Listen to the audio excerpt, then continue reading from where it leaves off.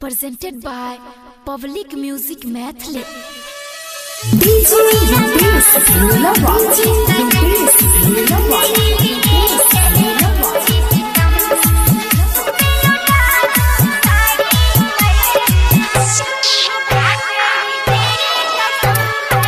तू मेरा जानो तू ही सजन, तेरे लिए सहलूं हर सितम, तुझ पे लुटा दूं सारी उम्र, कहती हूँ खाकर तेरी कसम है। तू मेरा जानो तू ही सजन, तेरे लिए सहलूं हर सितम, तुझ पे लुटा दूं सारी उम्र, कहती हूँ खाकर तेरी कसम है। तू मेरा जानो तू ही सजन, तेरे लिए सहलूं हर सितम।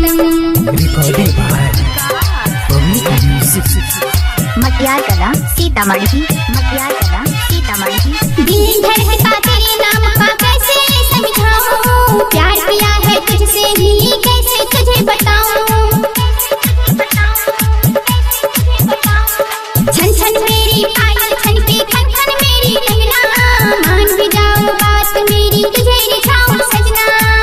सपने में आता है तू ही बलम, ख्वाबों में आता है तू ही नजर, तेरे लिए आऊं हर जन्म, तुझको ही अपना बनाऊं सजन है। तू मेरा जानो तू ही सजन, तेरे लिए सहलूं हर सितम। रिकॉर्डिंग बाय पब्लिक म्यूजिक मटियार कला सीतामढ़ी, मटियार कला सीतामढ़ी। मैं तो तेरे प्यार में बन गई प्रेम दीवानी, तुझ पे जान लुटा बैठी सब कुछ अपना हारी।